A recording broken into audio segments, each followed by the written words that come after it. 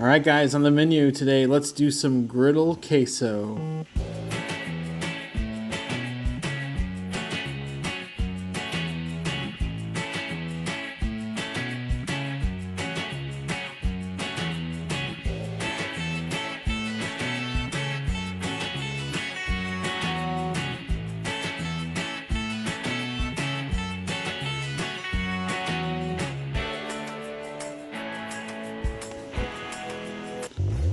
Alright, so here's our list of ingredients we're going to use today. We're going to use some original Velveeta, some whole milk, a little bit of butter. I'm going to dice an onion today. Also going to dice up some red pepper. We've got some green chilies. And then some tools we're going to need is our knife, our spatula, and a pan. A little trick to red pepper is you can smash it down to make it flat, and that way you can get a nice even cut when you're doing a slice onto a cutting board. Once we have them all sliced one direction, you can put them all together, turn them, and then make your dice as small as you need it to be. For this application, we want this to be a little bit smaller than a regular dice, but a little bit bigger than a mince. You want to be able to taste it, get the texture of it, but you don't really necessarily need it to be a whole mouthful.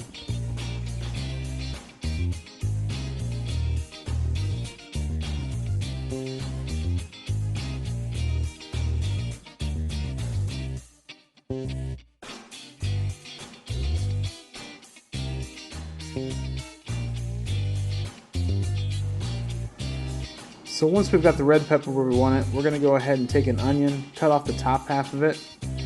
Then we can cut down the side and then go ahead and peel it. This is going to help us just be able to keep the onion intact. That way when we work with it, it's not going to be falling apart on us.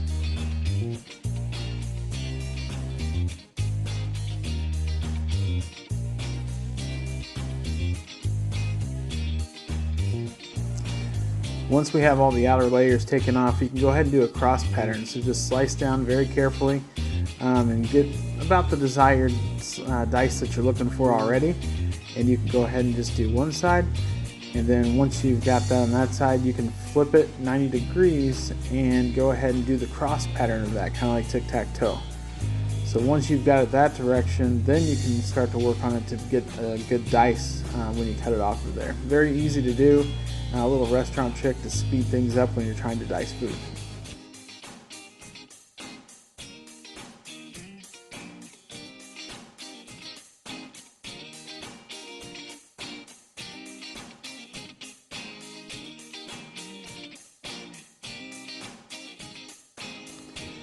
Got to search high and low for a recipe on how to open up a can, but pretty easy to do.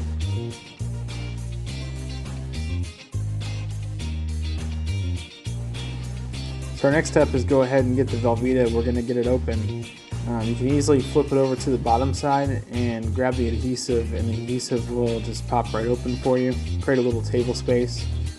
And then I'm going to go ahead and slice this up into about 1-inch sliced pieces.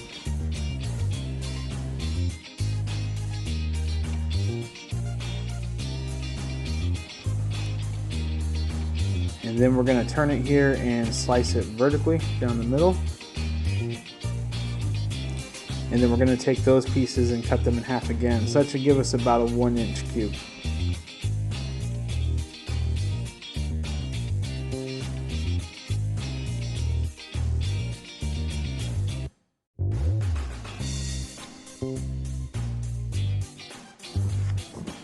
So grabbing our non-stick pan, we're going to go ahead and take the cheese and put them in the bottom of the pan. Try to have the cheese all touching the bottom of the pan if you can find a pan big enough for that. If you can't and you have to stack it up a little bit, that's okay. It's just going to take a little bit longer for you to melt.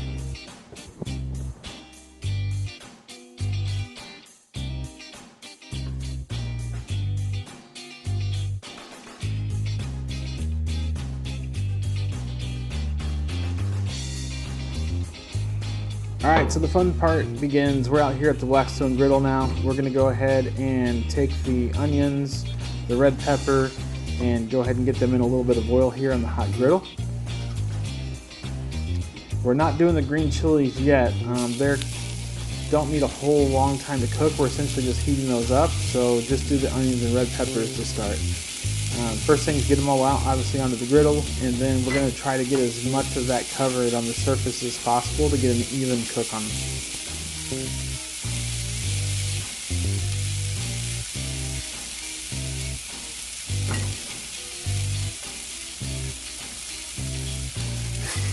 After about 30 seconds, you can start to play with them a little bit. Make sure you get them turned over.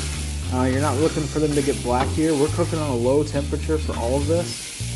We're just essentially doing a low heat just to be able to get them cooked down a little bit, but we still want a little bit of texture to them. We still want a little bit of bite. So we're going to go ahead and just get these a little bit hot and get them just a little bit soft.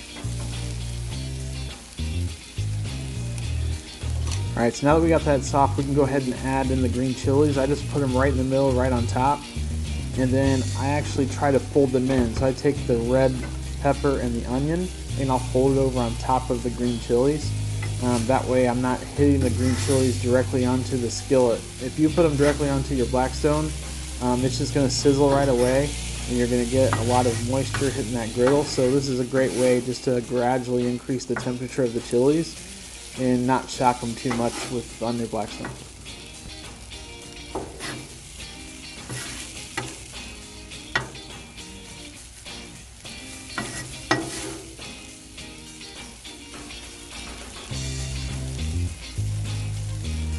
So once you've got them all incorporated really well, you've got a good balance of the vegetables. We're going to go ahead and put that right into our pot with the Velveeta.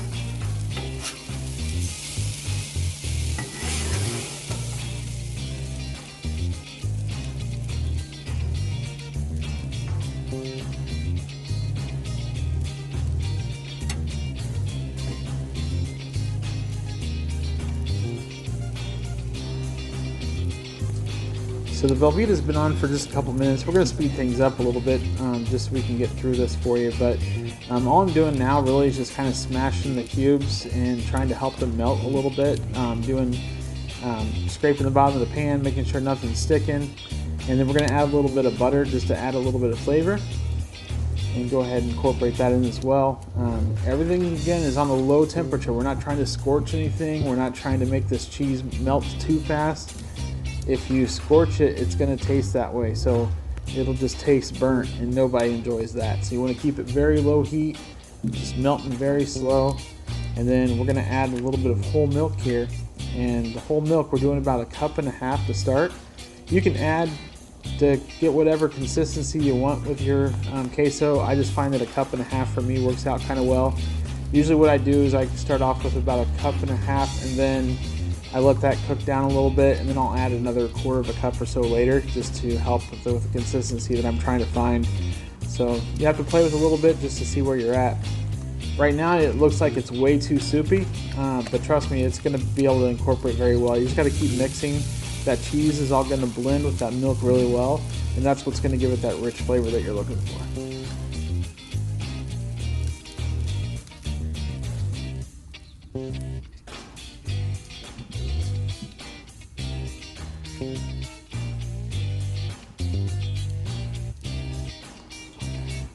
Alright, so let's take a look and see what it looks like. Here's the consistency I've got. So you can see it's kind of just dripping down the spoon really slowly.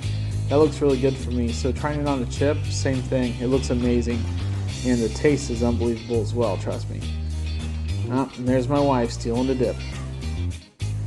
So for the end finish of this, we actually took some shrimp and cooked it on the griddle and added it to it. You can do any meat that you choose. Have a good one, guys.